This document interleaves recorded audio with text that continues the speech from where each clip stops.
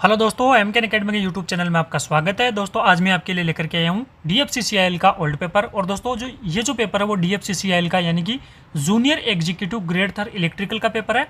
और दोस्तों ये जो है 2018 का पेपर है, यानी कि दोस्तों जितने भी ओल्ड पेपर है उनमें से कई सारे जो क्वेश्चन है वो रिपीट होते हैं। इसीलिए दोस्तों मैं जो है आपके लिए ये ओल्ड पेपर लेकर के आया हूँ। और इससे पहले दोस्तों जो डीएफसीसीआईएल है उसके 2 ओल्ड पेपर अपलोड किए जा चुके हैं। और दोस्तों ये जो ओल्ड पेपर है वो हिंदी लैंग्वेज में है। और अगर दोस्तों आपको इस वीडियो का जो है पीडीएफ चाहिए तो आप जो है एमकेन अकेडमी के टेलीग्राम चैनल से जो है डाउनलोड कर सकते हैं।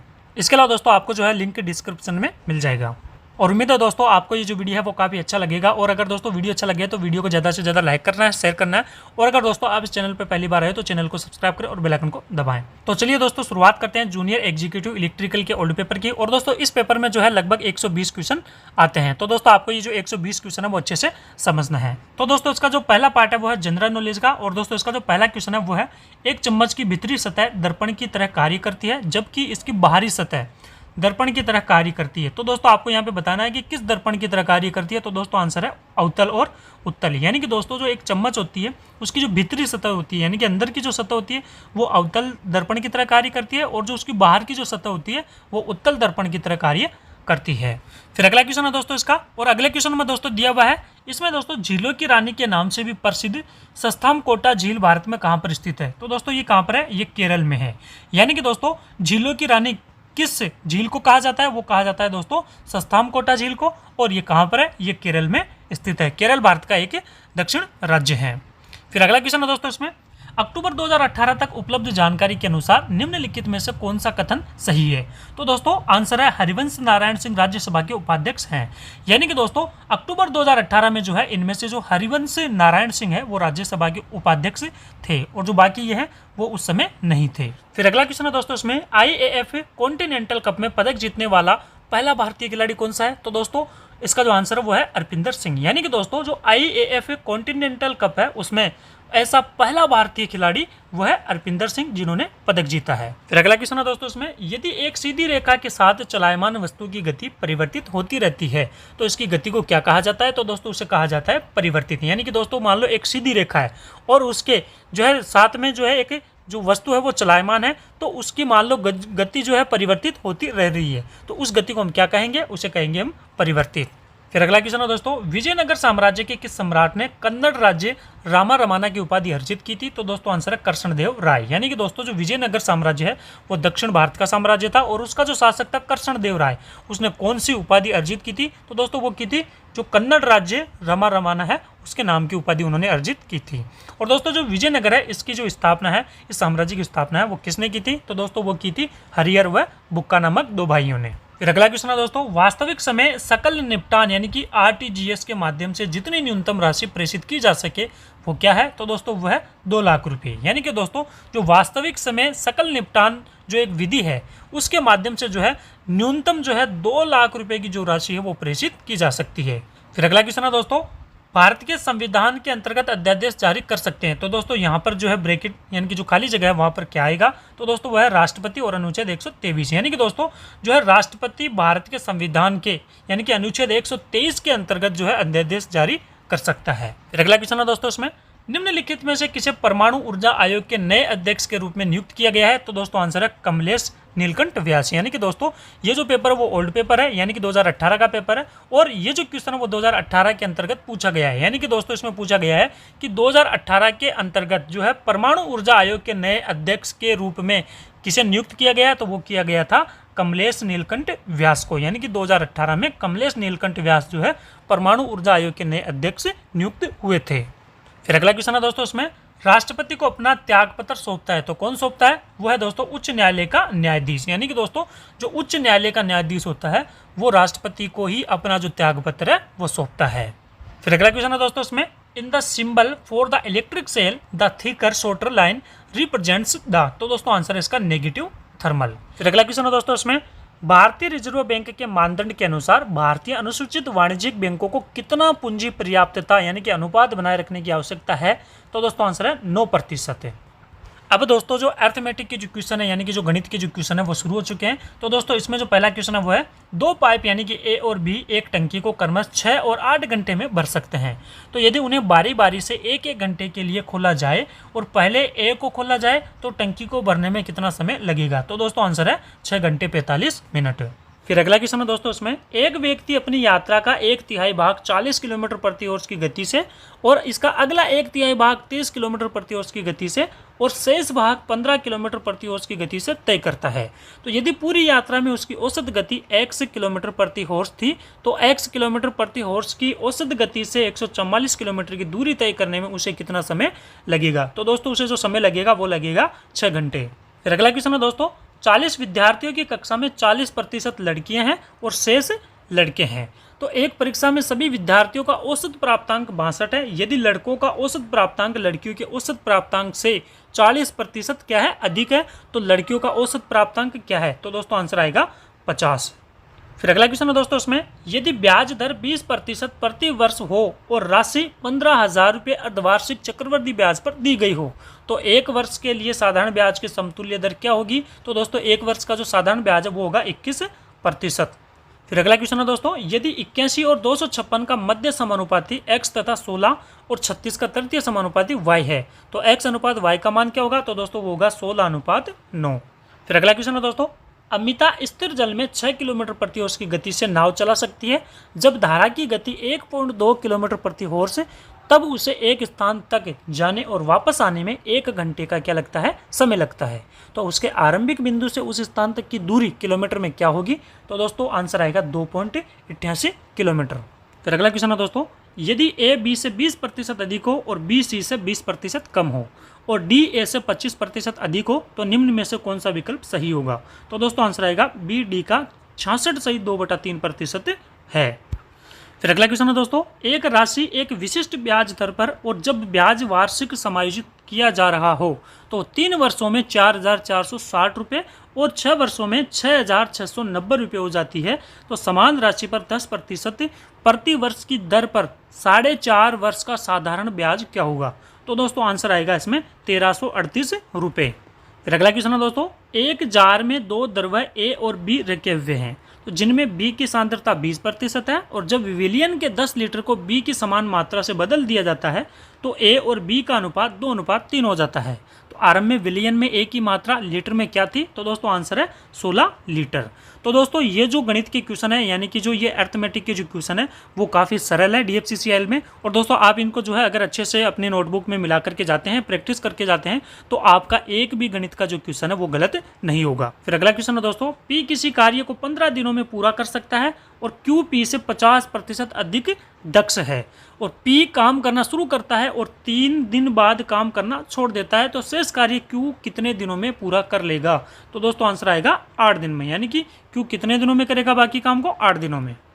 फिर अगला क्वेश्चन है दोस्तों, एक व्यापारी अपने सामानों पर लागत मूल्य से 40% अधिक मूल्य अंकित करता है और वह 75% सामान अंकित मूल्य पर और शेष सामान 80% की छूट पर बेचता है तो उसका लाभ या हानि क्या है। तो दोस्तों आंसर है 12%। फिर अगला क्वेश्चन है दोस्तों, एक वर्ताकार मैदान का क्षेत्रफल एक आयताकार मैदान के क्षेत्रफल के बराबर है जिसका परिमाप 400 मीटर तथा लंबाई और चौड़ाई का अनुपात 14:11 है। तो वर्ताकार मैदान की परिधि मीटर में क्या होगी। और दोस्तों आपको इस सूत्र के तहत है इसे हल करना है यानी कि पाई बराबर 22/7 से। तो दोस्तों आंसर आएगा 352 मीटर। अब दोस्तों जो जनरल एप्टीट्यूड यानी कि जो रीजनिंग का जो पार्ट है वो शुरू हो चुका है। तो दोस्तों जो रीजनिंग का पार्ट है उसका जो पहला क्वेश्चन है वो है, अमित, विजया, काव्या, दीक्षा, ईशान, फरहाद और जेनी एक रेस्तरां में 3 मेजों हो यानी कि ए, बी और सी पर बैठे हैं तो प्रत्येक मेज पर उनमें से कम 2 लोग हैं और प्रत्येक मेज पर कम से कम 1 लड़की है। तो काव्या की अमित, दीक्षा और ईशान के साथ नहीं बनती है इसलिए वह उनमें से किसी के साथ नहीं बैठती है। फरहाद और विजया सबसे अच्छे मित्र हैं और एक साथ बैठते हैं। तो अमित मेज ए पर बैठा है और जेनी मेज सी पर बैठी है तो जेनी के साथ कौन बैठा है या बेटी है। तो दोस्तों आंसर आएगा काव्या। फिर अगला क्वेश्चन है दोस्तों, नीचे दी गई श्रृंखला में से असंगत की पहचान करें। तो यानी कि दोस्तों इनमें से 3 तो क्या है, समान है और 1 असमान है। तो दोस्तों आएगा 3 यानी कि ये वाला, ये क्या है, असमान है और ये बाकी के क्या है, ये समान है। फिर अगला क्वेश्चन है दोस्तों, यदि प्लस का मतलब भाग और भाग का मतलब माइनस और माइनस का मतलब इंटू यानी कि गुणा हो, तो गुणा का मतलब प्लस, तो 6 इंटू 8 प्लस 4 भाग 2 माइनस 1 बराबर क्या होगा? तो दोस्तों आंसर आएगा 6। यानी कि दोस्तों आपको क्या करना है, इनको बदलना है। फिर अगला क्वेश्चन है दोस्तों, 7 किलोमीटर चलने के बाद मयंक दाएं मुड़ता है और 3 किलोमीटर की दूरी तय करता है। फिर बाएं मुड़ता है और 11 किलोमीटर की जो दूरी है वो तय करता है। अंत में वह उत्तर दिशा की ओर मुड़ा था। उसने किस दिशा से चलना आरंभ किया था? तो दोस्तों आंसर आएगा दक्षिण। यानी कि जो मयंक है उसने दक्षिण दिशा से जो है चलना आरंभ किया था। फिर अगला क्वेश्चन है दोस्तों, दिए गए कथन पर विचार करें और निर्णय लें कि दी गई पूर्व धारणाओं में से कौन सी अंतर्निहित है। यानी कि दोस्तों ये कथन का और जो निष्कर्ष के जो क्वेश्चन है वो है। तो कथन है दोस्तों इसमें म्यूचुअल फंड निवेश बाजार के जोखिमों के अधीन है। तो दोस्तों धारणा क्या है? म्यूचुअल फंड्स में निवेश से किसी को हानि हो सकती है, और दूसरा है म्यूचुअल फंड्स में निवेश से किसी को लाभ हो सकता है। तो दोस्तों इसका जो आंसर आएगा वो आएगा पूर्वानुमान 1 और पूर्वानुमान 2, यानी कि दोनों ही अंतर्निहित है। यानी कि ये दोनों ही क्या है, राइट है। फिर अगला क्वेश्चन है दोस्तों, कार्य पर जाने के लिए बस पकड़ने के लिए आशीष ने सामान्य समय से 20 मिनट पहले बस स्थानक के लिए घर से निकला। तो बस स्थानक तक पहुंचने में उसे 10 मिनट का समय लगता है। वह 8:25 पर सुबह स्थानक पर पहुंचा। वह सामान्यतः कितने बजे सुबह घर से निकला था? तो दोस्तों आंसर है 8:35 बजे वो सुबह निकला था। फिर अगला क्वेश्चन है दोस्तों, लुप्त संख्या ज्ञात करें। तो दोस्तों इसमें जो लुप्त संख्या है यानी कि यहाँ पर क्वेश्चन मार्क की जगह क्या आएगा? तो दोस्तों आएगा इसमें 49। फिर अगला क्वेश्चन है दोस्तों, इसमें एक प्रतिष्ठित कंपनी अपने कर्मचारियों का एक सर्वेक्षण आयोजित करती है। नीचे दिए गए आरेख द्वारा डेटा दर्शाया गया है। यानी कि दोस्तों ये एक आरेख है, इसमें जो है डेटा बताया गया है और इसके आधार पर हमें क्या करना है, आंसर देना है। तो दोस्तों पहला तो है आयत पुरुष कर्मचारियों की संख्या दर्शाता है। यानी कि जो ये आयत है वो किसकी संख्या दर्शा रहा है? वो दर्शा रहा है पुरुष कर्मचारियों की, है ना। फिर है त्रिकोण उन कर्मचारियों की संख्या दर्शाता है जो अपने कार्य की प्रकृति जो प्रोफाइल से संतुष्ट है। यानी कि दोस्तों ये जो है त्रिकोण यानी कि त्रिभुज ये इसको दर्शाता है। फिर है वर्त उन कर्मचारियों की संख्या दर्शाता है जो अपने तत्कालिक वरिष्ठ थे जो संतुष्ट है। यानी कि अपनी वरिष्ठता से वो क्या है, संतुष्ट है। तो ये वर्त किसको दर्शाता है? इसको दर्शाता है। फिर है दोस्तों वर्ग उन कर्मचारियों की संख्या दर्शाता है जो कार्य के परिवेश से संतुष्ट है, और ये जो वर्ग है वो किसको दर्शाता है? 4 नंबर को। अब दोस्तों क्वेश्चन, निम्नलिखित में से वह कौन महिला कर्मचारी है जो कार्य के परिवेश और वरिष्ठ से संतुष्ट हैं किंतु अपने कार्य की प्रकृति यानी कि जो प्रोफाइल से असंतुष्ट है? तो दोस्तों इसका जो आंसर है वो क्या है, वो 6 यानी कि 6। तो दोस्तों ये जो आ रहा है ना यहाँ पे ये एकदम राइट होगा। फिर अगला क्वेश्चन है दोस्तों, रिक्त स्थान पर भरने के लिए दिए गए में से सबसे उचित विकल्प चुने। तो दोस्तों ये जो है रिक्त स्थान इसे भरना है।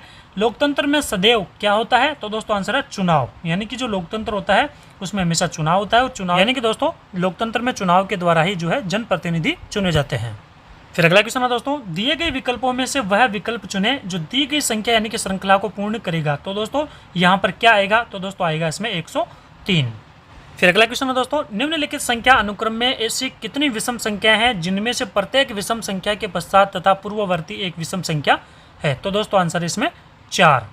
फिर अगला क्वेश्चन है दोस्तों, उस विकल्प का चयन करें जो अन्य तीनों विकल्पों से भिन्न है। तो दोस्तों इसमें है VXWZ। फिर अगला क्वेश्चन है दोस्तों, इसमें एक प्रतिष्ठित कंपनी अपने कर्मचारियों का एक सर्वेक्षण आयोजित करती है। तो नीचे दिए गए आरेख द्वारा डेटा दर्शाया गया है। तो दोस्तों इस आरेख के द्वारा अपन को क्या करना है, डेटा दर्शाना है। पहला है आयत पुरुष कर्मचारियों की संख्या को दर्शाता है, ये क्या है, पुरुषों को दर्शाता है। और त्रिकोण उन कर्मचारियों को दर्शाता है जो अपने कार्य की प्रकृति से यानी कि जॉब प्रोफाइल से क्या है, संतुष्ट है, यह आएगा इसमें। फिर है तीसरा, वृत्त उन कर्मचारियों की संख्या को दर्शाता है, यानी कि ये क्या है, ये 3 नंबर पे इसमें आएगा। फिर है दोस्तों वर्ग उन कर्मचारियों की, तो वर्ग है दोस्तों इसमें 4 नंबर में। फिर है दोस्तों निम्नलिखित में से वह कौन पुरुष कर्मचारी जो कार्य के परिवेश से संतुष्ट है किंतु अपने कार्य की प्रकृति और वरिष्ठता से क्या है, असंतुष्ट है? तो दोस्तों इसका जो आंसर आएगा वो है 2 नंबर।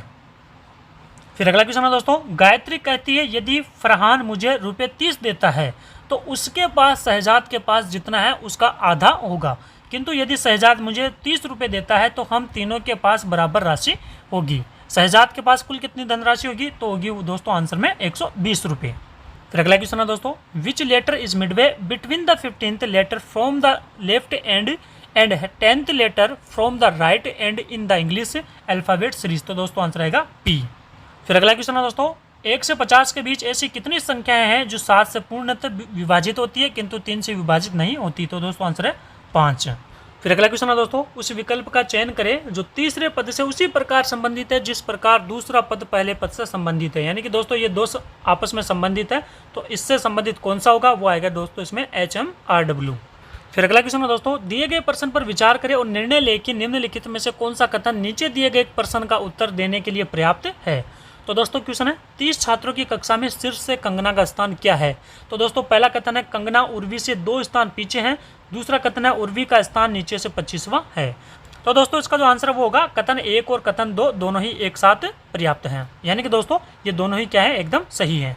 अब दोस्तों जो जनरल साइंस है उसका जो पार्ट है वो शुरू हो चुका है। तो दोस्तों इसका जो पहला क्वेश्चन है वो है, सौर कुकर को सदैव कांच की प्लेट द्वारा ढककर रखा जाता है, क्यों रखा जाता है? तो दोस्तों आंसर है कंटेनर्स के अंदर उष्मा विकिरण को रोक कर रखने के लिए। फिर अगला क्वेश्चन है दोस्तों, बैक्टीरिया निम्नलिखित में से किस वर्गीकरण समूह से संबंधित है? तो दोस्तों आंसर है मोनेरा। यानी कि दोस्तों जो बैक्टीरिया है वो मोनेरा नामक वर्गीकरण समूह से संबंधित है। फिर अगला क्वेश्चन है दोस्तों, कार्बनिक यानी कि ऑर्गेनिक खेती की एक ऐसी प्रणाली है जिसमें किसका प्रयोग टाला जाता है? तो दोस्तों आंसर है उर्वरक का। यानी कि दोस्तों जो ऑर्गेनिक खेती होती है उसमें उर्वरक का इस्तेमाल नहीं किया जाता। फिर अगला क्वेश्चन है दोस्तों, ऑक्सीजन के 1 मोल में मौजूद अणुओं की संख्या क्या होती है? तो दोस्तों आंसर है 6.022 × 10⁻23। फिर अगला क्वेश्चन है दोस्तों, निम्नलिखित में से कौन सा संग्राहक यानी कि रिसेप्टर शरीर की गति का पता लगाता है? तो दोस्तों आंसर है स्वांतर ग्रहण यानी कि प्रोपियोसेप्टर्स। फिर अगला क्वेश्चन है दोस्तों, फॉस्फेट और नाइट्रेट्स की अधिकता के परिणाम स्वरूप जल निकायों में क्या होता है? तो दोस्तों आंसर है शैवाल का फलना फूलना होता है। फिर अगला क्वेश्चन है दोस्तों, व्यक्तिगत स्तर पर संसाधन प्रबंधन की निम्नलिखित विधियों में से कौन सी विधि संभव नहीं है? तो दोस्तों आंसर आएगा 3 यानी कि गैर जैव अपघटन योग्य सामग्रियों का पुनर्चक्रण संभव नहीं है। फिर अगला क्वेश्चन है दोस्तों, प्रतिरक्षण एक प्रक्रिया है जिसके द्वारा किसी व्यक्ति को विशेष रूप से देखकर संक्रामक रोग से प्रतिरक्षित किया जाता है। तो दोस्तों आंसर है टीका यानी कि वैक्सीन। यानी कि दोस्तों टीका एक ऐसी प्रक्रिया है जिसे किसी भी जो है संक्रमित व्यक्ति को देकर के उसे जो है उस संक्रामक रोग से जो है बचाया जाता है। फिर अगला क्वेश्चन है दोस्तों, निम्नलिखित में से क्या एक उपार्जित गुण है और आनुवंशिक नहीं हो सकता? तो दोस्तों आंसर है ज्ञान और कौशल। यानी कि दोस्तों जो ज्ञान और कौशल है वह एक उपार्जित गुण है यानी कि आनुवंशिक नहीं है। फिर अगला क्वेश्चन है दोस्तों, प्रतिक्रियाशील धातुएं पृथ्वी की ऊपरी परत में मुख्य रूप से अपने किस रूप में पाई जाती है? तो दोस्तों वह है ऑक्साइड्स के रूप में पाई जाती है। फिर अगला क्वेश्चन है दोस्तों, संलयन के लिए अंतर्निहित उष्मा की वह मात्रा है जो किसके लिए आवश्यक है? तो दोस्तों आंसर है गलन। यानी कि दोस्तों जो अंतर्निहित उष्मा होती है वह गलन के लिए क्या होती है? आवश्यक होती है। फिर अगला क्वेश्चन है दोस्तों, निम्नलिखित में से कौन सी प्रतिबिंबन यानी कि इमेजिंग तकनीक हमारे शरीर के अंदर उत्पन्न चुंबकीय क्षेत्र पर आधारित है? तो दोस्तों आंसर है 4 नंबर यानी कि चुंबकीय अनुवाद प्रतिबिंबन जिसे हम MRI भी कहते हैं। फिर अगला क्वेश्चन है दोस्तों, if SI unit of mass is kilogram, what is the SI unit of weight? तो दोस्तों आंसर है न्यूटन। फिर अगला क्वेश्चन है दोस्तों, निम्नलिखित में से किसमें ध्वनि एक विशेष तापमान पर तीव्रतम गति से संचरण करती है? तो दोस्तों आंसर है लोहे में। यानी कि दोस्तों इनमें से जो है लोहे में सबसे ज्यादा जो है ध्वनि गति करती है। फिर अगला क्वेश्चन है दोस्तों, ऑक्सीजन वायुमंडल में किसके द्वारा वापस आती है? तो दोस्तों आंसर है प्रकाश संश्लेषण के द्वारा। फिर अगला क्वेश्चन है दोस्तों, प्रकाश की गति निम्नलिखित माध्यमों में से किस में अधिकतम होती है? तो दोस्तों आंसर है निर्वात में। यानी कि दोस्तों जो प्रकाश होता है वो निर्वात में सबसे अधिक तेज होता है। फिर अगला क्वेश्चन है दोस्तों, मानव नेत्रों में किस प्रकार का लेंस मौजूद रहता है? तो दोस्तों आंसर है उभयोत्तल लेंस है। यानी कि दोस्तों जो मानव के नेत्र होते हैं यानी कि हमारे जो नेत्र है उनमें जो है उभयोत्तल जो लेंस है वो मौजूद रहता है। फिर अगला क्वेश्चन है दोस्तों, माइटोकॉन्ड्रिया को कोशिका के शक्ति गृह यानी कि पावर हाउस के रूप में जाना जाता है, क्यों? तो दोस्तों आंसर है वे एडिनोसिन ट्राइफॉस्फेट यानी कि ATP उत्पन्न करते हैं, इसीलिए उन्हें जो है शक्ति गृह माना जाता है। अब दोस्तों जो अगला पार्ट है यानी कि इलेक्ट्रिकल सर्किट एंड फील्ड यानी कि जो टेक्निकल जो पार्ट है वो शुरू हो चुका है। तो दोस्तों इसका जो पहला क्वेश्चन है वो है, according to Faraday's law the voltage V induced in the coil with n turns and magnetic flux phi is. तो दोस्तों आंसर आएगा V बराबर N d∅/dt। फिर अगला क्वेश्चन है दोस्तों, निम्नलिखित परिपथ के लिए 8 ओम शाखा में धारा ज्ञात करें। तो दोस्तों ये जो शाखा है इसमें हमें क्या करनी है? धारा ज्ञात करनी है। तो दोस्तों आंसर आएगा 0.25 एम्पियर। फिर अगला क्वेश्चन है दोस्तों, when you apply Kirchhoff's current law to the following node the currents relation is given as. तो दोस्तों आंसर आएगा इसका 3 यानी कि I1 - I2 + I3 + I4 - I5 = 0। फिर अगला क्वेश्चन है दोस्तों, यदि L1 तथा L2 कुंडली 1 और कुंडली 2 के प्रेरकत्व है तो चुंबकीय परिपथ का कुल प्रेरकत्व निम्नलिखित में से किस प्रकार दर्शाया जाएगा। तो दोस्तों आंसर आएगा इसका L1 + L2 + 2m। फिर अगला क्वेश्चन है दोस्तों, निम्नलिखित परिपथ के लिए धारा स्रोत द्वारा आपूरित या अवशोषित विभव P4 निर्धारित करें। तो दोस्तों इसका जो आंसर है वो आएगा 8 वाट आपूरित। अब दोस्तों इसका जो अगला पार्ट है यानी कि सिग्नल एंड सिस्टम का टेक्निकल का वो है। तो दोस्तों इसका पहला क्वेश्चन वो है the monthly readings of a consumer's meter are as follows, यानी कि दोस्तों इसमें एक महीने का जो है मीटर का जो है इसमें बिल दिया गया है कि किस तरह से इसमें जो रीडिंग है। तो दोस्तों मैक्सिमम डिमांड है वो है 50 किलोवाट, एनर्जी कंज्यूम्ड है 36,000 किलोवाट हॉर्स और रिएक्टिव एनर्जी कितनी है 24,000 किलो वोल्ट एम्पियर। और फिर अब दोस्तों क्वेश्चन है इसका what is the average load and average reactive power. तो दोस्तों इसका जो आंसर वो आएगा 50 kilowatt and 33.3 kilo volt ampere. फिर अगला क्वेश्चन है दोस्तों, determine the fundamental period of the signal, यानी कि x कोष्टक t बराबर कोस कोष्टक 2t + π4। तो दोस्तों आंसर आएगा πs। फिर अगला क्वेश्चन है दोस्तों, यदि x कोष्टक -t बराबर x कोष्टक t, x कोष्टक -n बराबर x कोष्टक n हो तो संकेत x कोष्टक t और x कोष्टक n कहलाएंगे। तो दोस्तों वो कहलाएंगे सम संकेत। फिर अगला क्वेश्चन है दोस्तों इसमें when the rate of electrical energy is charged on the basis of maximum demand on the consumer and the unit consumed it is called. तो दोस्तों आंसर है 2 पार्ट टैरिफ। तो दोस्तों अगर आपको ये वीडियो अच्छा लग रहा है तो वीडियो को ज़्यादा से ज़्यादा लाइक करना है, शेयर करना है और दोस्तों चैनल को सब्सक्राइब करना ना भूलिए, साथ में बेल आइकन को दबाएं। फिर है दोस्तों इसका अगला क्वेश्चन है रैखिक समय स्थिरांक प्रणालियों को निम्नलिखित में से किसे अवश्य पूर्ण करना चाहिए। तो दोस्तों आंसर है 3 नंबर, यानी कि योज्यता, एकरूपता यानी कि जिसे हम समरूपता कहते हैं और समय निर्भर स्थिरांक। फिर अगला क्वेश्चन है दोस्तों the economic size of a conductor is determined by. तो दोस्तों आंसर है केल्विन्स लॉ। फिर अगला क्वेश्चन है दोस्तों प्रत्यावर्ती धारा परिपथ का विद्युत कारक क्या है। तो दोस्तों आंसर है सक्रिय शक्ति और आभासी शक्ति। फिर अगला क्वेश्चन है दोस्तों identify the nature of the signal shown is the given image. तो दोस्तों ये जो पिक्चर दी हुई है इसमें आपको क्या करना है, इसका सिग्नल देखना है। तो सिग्नल कौन सा है इसमें दोस्तों, ऑड सिग्नल्स। फिर अगला क्वेश्चन है दोस्तों the cost of fuel transportation is minimum in a. तो दोस्तों आंसर है हाइड्रो इलेक्ट्रिक प्लांट। फिर अगला क्वेश्चन है दोस्तों इसमें neglecting saturation if the current taken by a series motor is increased from 10 ampere to 12 ampere the percentage increase in its torque will be. तो दोस्तों आंसर है 44%। अब दोस्तों इसका जो अगला पार्ट है यानी कि इलेक्ट्रिकल मशीन्स वो शुरू हो चुका है। तो दोस्तों इसका जो पहला क्वेश्चन है वो है the inverse Laplace transform of 1/s is. तो दोस्तों आंसर है 1t0 एंड 0t0। फिर अगला क्वेश्चन है दोस्तों इसका primary transmission is done by A system. तो दोस्तों आंसर है 3 फेज और 3 वायर। फिर अगला क्वेश्चन है दोस्तों इसका the roots of the characteristic equation of several system are given below, determine in each case if the set of roots represents stable, marginally stable और अनस्टेबल सिस्टम। तो दोस्तों इसका जो आंसर आएगा वो आएगा S1 S stable, S2 unstable and S3 marginally stable. फिर अगला क्वेश्चन है दोस्तों in a feedback control system the derivative यानी कि D control has an output proportional to. तो दोस्तों आंसर है DE/dt। फिर अगला क्वेश्चन है दोस्तों इसमें the Laplace transform of E-2t is. तो दोस्तों आंसर है 1/s+2। अब दोस्तों इसका जो अगला पार्ट है पावर सिस्टम का वो शुरू हो चुका है और दोस्तों इसका जो पहला क्वेश्चन है वो है a system is represented by 3dy/dt + 2y बराबर micro, what is the transfer function of the system. तो दोस्तों इसका जो आंसर है वो होगा 2 नंबर, यानी कि y कोष्टक s बटे u कोष्टक s बराबर 1/3s+2। फिर अगला क्वेश्चन है दोस्तों इसमें if an energy meter disc makes 10 revolution in hundreds when a load of 450 watt is connected to it the meter constant will be. तो दोस्तों आंसर है 800। फिर अगला क्वेश्चन है दोस्तों इसमें identify the stable system from the following system with their characteristic equation. तो दोस्तों आंसर है s+1 = 0। फिर अगला क्वेश्चन है दोस्तों इसका the logic gate which produce a 0 or low level output when one or both of the input are 1 is called. तो दोस्तों आंसर है नॉर गेट। फिर अगला क्वेश्चन है दोस्तों the characteristic equation of a given system is 6s + k = 0, determine the range of k for which the system to be stable. तो दोस्तों answer है 0 और k। फिर अगला क्वेश्चन है दोस्तों इसका determine the output C in terms of E। तो दोस्तों आंसर है C = G1 G2 E। फिर अगला क्वेश्चन है दोस्तों इसका the digital equivalent of an electric series circuit is the. तो दोस्तों आंसर है एंड गेट। फिर अगला क्वेश्चन है दोस्तों, the kilowatt hours meter can be classified as an instrument. तो दोस्तों आंसर है रिकॉर्डिंग। अब दोस्तों इसका जो अगला क्वेश्चन है वो है, which of the input patterns A B C will provide logic one output for the circuit. तो दोस्तों आंसर है इसका 101।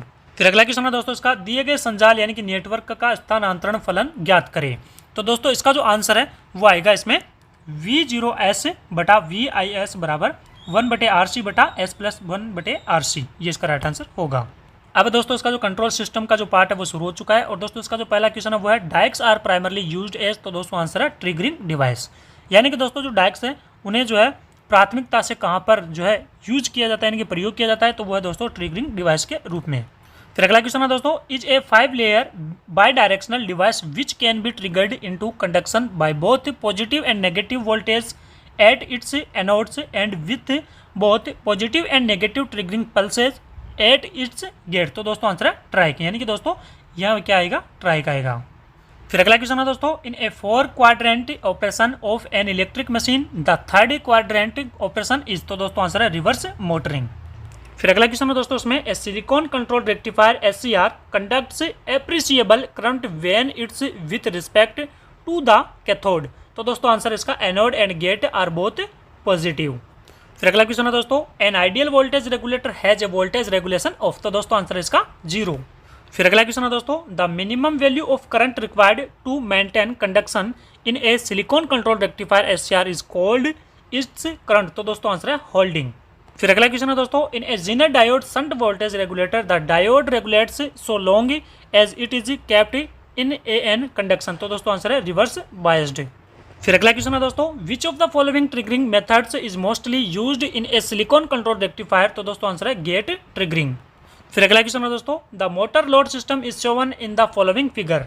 तो दोस्तों क्वेश्चन है, what is the conduction for the drive to decelerate. Answer है दोस्तों TM और TL। फिर अगला क्वेश्चन है दोस्तों, तो दोस्तों इसमें एक फॉर्मूला दिया हुआ और पूछा है, then the property is known as. तो दोस्तों आंसर आएगा कम्यूटेटिव। अब दोस्तों इसका जो अगला पार्ट है इलेक्ट्रिकल एंड इलेक्ट्रॉनिक्स मेजरमेंट्स का, वो शुरू हो चुका है। तो दोस्तों इसका पहला क्वेश्चन है वो है, to start a DC shunt motor the type of starter used is of. तो दोस्तों आंसर है 3 पॉइंट। फिर अगला क्वेश्चन है दोस्तों इसमें, the primary reason why an open circuit test is performed on the low voltage winding of a transformer is that it. तो दोस्तों आंसर है draws sufficiently large on load current for convenient reading. फिर अगला question है दोस्तों इसका, the connection of a NYC in DC 3 point starter is connected across DC supply in series with. तो दोस्तों आंसर आएगा आर्मेचर। फिर अगला क्वेश्चन है दोस्तों, the convolution sum of x कोष्टक n एंड h कोष्टक n इज गिवन एज। तो दोस्तों आंसर आएगा इसका 2 नंबर, यानी कि HN और XN। फिर अगला क्वेश्चन है दोस्तों, the maximum efficiency of a 100 kilowatt ampere transformer having iron loss of 900 kilowatt and full load CU loss of 160 watt occurs at. तो दोस्तों आंसर आएगा 75 किलोवाट एम्पियर। अब दोस्तों इसका जो अगला पार्ट है यानी कि एनालॉग एंड डिजिटल इलेक्ट्रॉनिक्स का, वो शुरू हो चुका है। तो दोस्तों इसका जो पहला क्वेश्चन है वो है, विच type of 3 phase motor starter is suitable for the 3 phase slip ring induction motor. तो दोस्तों आंसर है इसका 4, यानी कि रोटर रेजिस्टेंस स्टार्टर। फिर अगला क्वेश्चन है दोस्तों, high voltage transmission lines use. तो दोस्तों आंसर है सस्पेंशन इंसुलेटर, यानी कि दोस्तों जो सस्पेंशन इंसुलेटर है उसका हाई वोल्टेज ट्रांसमिशन लाइन में प्रयोग किया जाता है। फिर अगला क्वेश्चन है दोस्तों, the percentage of voltage regulation formula of an alternator is given by. तो दोस्तों आंसर आएगा इसका E0 - V बटा V0 × 100। फिर अगला क्वेश्चन है दोस्तों, the frequency of 6 pole alternators running at 1500 RPM is. तो दोस्तों आंसर आएगा 75 हर्ट्ज। फिर अगला क्वेश्चन है दोस्तों इसका, which type of single phase induction motor starter is used to operate the single phase induction motor. तो दोस्तों आंसर आएगा DOL स्टार्टर। अब दोस्तों जो पावर इलेक्ट्रॉनिक्स और जो ड्राइव्स का जो पार्ट है वो शुरू हो चुका है। तो दोस्तों इसका जो पहला क्वेश्चन है वो है, a lighting arrester is usually located nearer to. तो दोस्तों आंसर आएगा ट्रांसफार्मर। फिर अगला क्वेश्चन है दोस्तों, which of these instruments is used for measuring the insulation resistance. तो दोस्तों आंसर आएगा मेगर। फिर अगला क्वेश्चन है दोस्तों, what would be the result if speed is controlled by the variation of field flux. तो दोस्तों आंसर आएगा कांस्टेंट टॉर्क ड्राइव। फिर अगला क्वेश्चन है दोस्तों, in which of these frequencies is the skin effect noticeable. तो दोस्तों आंसर है हाई।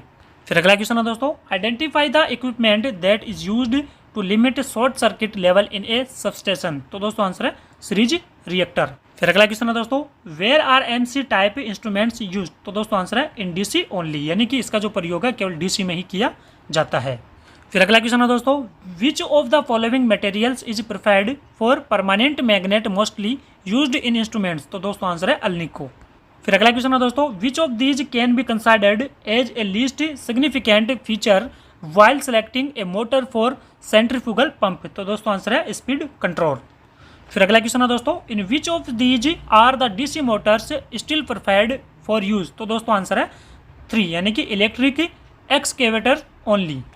फिर अगला क्वेश्चन है दोस्तों, the minimum depth of junction box used in roof slabs shall be. तो दोस्तों आंसर है 60 mm, यानी कि 60 mm।